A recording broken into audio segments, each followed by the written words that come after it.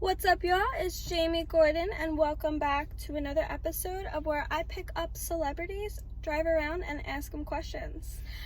Today we have a famous author joining us. Her name is Elizabeth Proctor. She's going to talk about her book with us. So, I'm just pulling up to the spot now.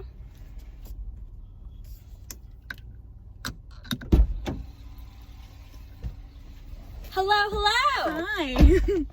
Elizabeth. How's it going? I'm good. How are you? I'm good. It's a beautiful day. Definitely. Started out a little chilly. Sun came out though, so that's all good. All right. So what is new? What is going on? Why don't you tell our viewers who you are? Talk about yourself a little bit.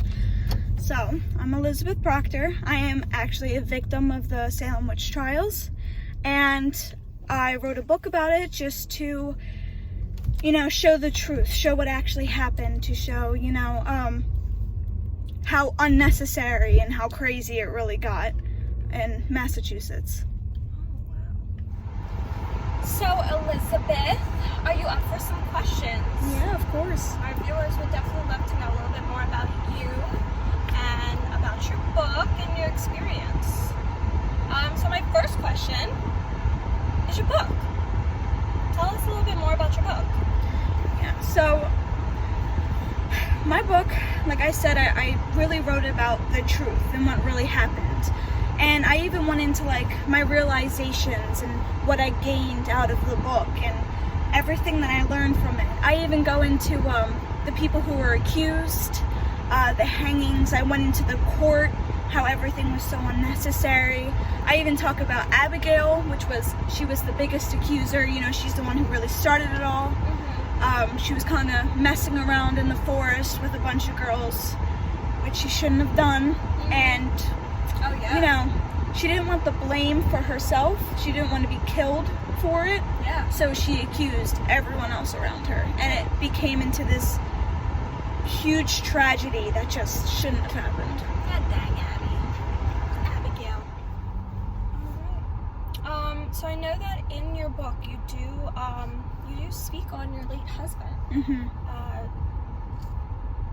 Do you care to speak on it now? Would you like to? Of course. So, my husband, his name is John Proctor. He was actually a Salem farmer.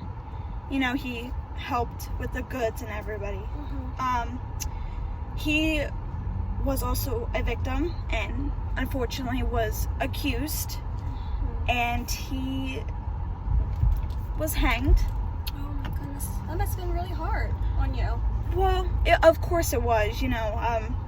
Been raising my kids and everything by myself, which it really is upsetting, and it really is was a difficult time. But I think the way that he went about it, and the way that he really stood his ground with the court and with Abigail and all the girls that were accusing people, I'm proud of him for. He might have died when he shouldn't have, but he went for a good reason. It was a good reason, because he's a good man. He never lies. He's faithful, he's truthful, and he's got some things in the past, but it's not anything he hasn't worked through before, and anything that we haven't overcome together. Yeah. So Absolutely. I'm more proud of him than upset that it happened. Good. Thank you. All right, Elizabeth. So moving right along, my next question for you is, can you explain some things you wrote about your realizations? Yeah. So I had a few realizations in my book, but there's two that I really cover on and I really talk about. So the first one is reputation. Your reputation is who you are, and when people hear your name, it's who you are, and it's what you've done in your lifetime, and it's what they've heard from you and about you or experienced with you. And I've learned that it's fairly fragile. It's easily broken. Like my husband, John, when he got in trouble with the court and everything, when he was accused, he had help from Reverend Hale, and he was just telling him to lie, just say that he did, you know, confide in the devil and really like worked with him on different things and sent his spirit out to like hurt people just to keep him living because he didn't want him dead. Because Reverend Hale knew he was telling the truth. But the court, you can't go against the court when it comes to Puritans, you know what I mean? Like, you just can't. Absolutely. So, when he told them, they wrote it down on a piece of paper saying how, you know, he admitted to it, and he wanted him to sign his name so they could pin it up on the church so everyone could see. Yeah. But he wrote his name, but before he handed it in, he was really thinking about it, and he was explaining to them. He said, you know, I gave you everything. I gave you the truth. I told you everything. Like, I committed to it. Let me have my name. I gave you everything else. Let me have my name. Because your name is your reputation. Absolutely. And once that paper, if it was going to be pinned up on the church, absolutely, it would have been gone. It's so easily broken. Like a swoop of a feather, and his everything would have been gone. And he had such a good name in that town. Absolutely. It was insanity. But another big one is that lies are stronger than the truth. And I find that really shocking. Because it's when a lot of people are consistently listening to lies, or they tell themselves a lie so much that they start to believe it. It's just, once you say the truth, it's not, everyone thinks you're lying. You know what I mean? Like, everyone thinks that you're off. You have something wrong. And it was really upsetting. So when Abigail accused me of performing witchcraft, I was put away into jail and everything. And John took Mary, which was our servant, and he told her that she was going to tell the truth, because Mary was a part of Abigail's group. She was the one dancing in the forest and everything, and you know, she went along with the lie so she wouldn't be killed. And so John forced her to go into the court and tell the truth. And John brought letters, papers, everything he could. He had proof for the truth. All the court wanted was the truth and proof of it. And he brought that. And he even committed to adultery. One of the commandments. He even committed to it. And it's such, like I said, for Puritans, it's such a huge thing to not go against them, to not do them. And he committed to it to tell the truth. He put himself in trouble to get me out and to tell the truth.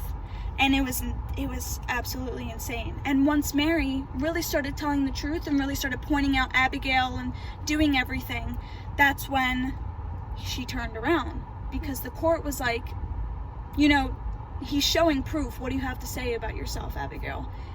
And she went on and had this huge temper tantrum. And she started saying how Mary's spirit was up in the corner of the courthouse and had wings, and she was flying towards Abigail, ready to hurt her and everything.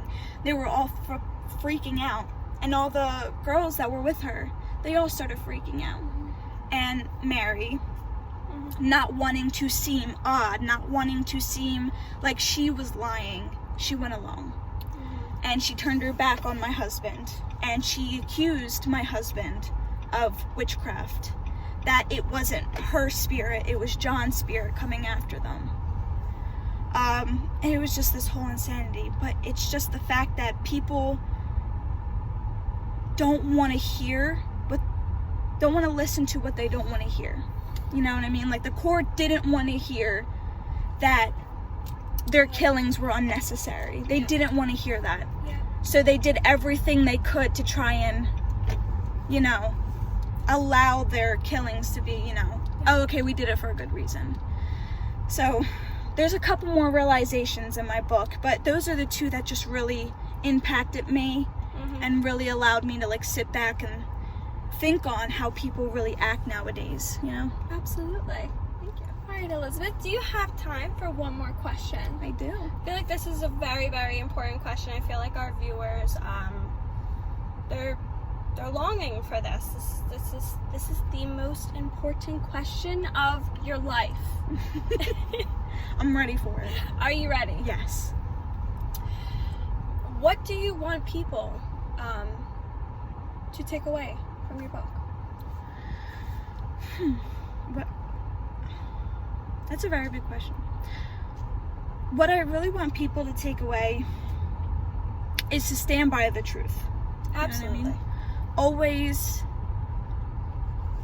go with the truth, tell the truth, stand by it. Even though you might be an outcast, people might look at you crooked, people might think that you're getting the story wrong. Preach.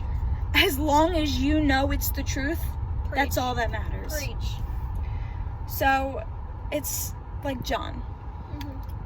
He always stood by the truth.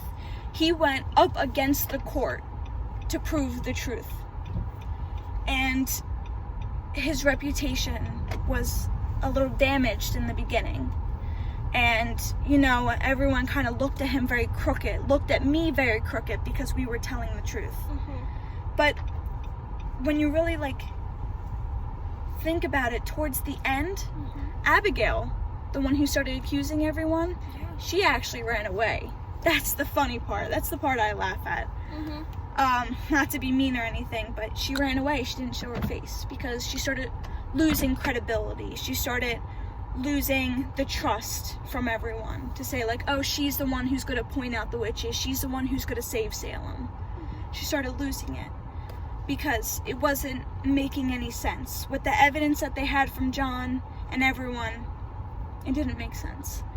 So he stood by the truth, and even though, unfortunately, he was hung, and he's no longer with us. It's kind of like I said, I'm proud of him for it. It's just to stand by the truth, to always tell the truth. Yeah. Because his reputation ended up being built back up. You know what I mean? Even though, like I said, he's passed now, people look at him and they're like, wow, he was the one trying to help Salem. In the end, he was the one trying to fix everyone's wrongness in their head from all the lies that were being spread. So yeah, I just think I would really want people to tell the truth, stick by it, because that's just really big. At some point they're going to turn around and they're going to realize that you were telling the truth. At some point or another. Might not be the next day, might not be the next week or next month, but the truth always comes out. So, I don't know. The truth is really big. I appreciate that. I love it. Okay, everybody, that is all the time that we have today. I would love to thank our guest, Elizabeth Proctor, for coming on and being super vulnerable and open to discussing her experience and for answering a lot of our questions about her book. Elizabeth, it was a pleasure having you. Thank you so much. Of course. I hope to have you back. Yeah. Thank you. Of course.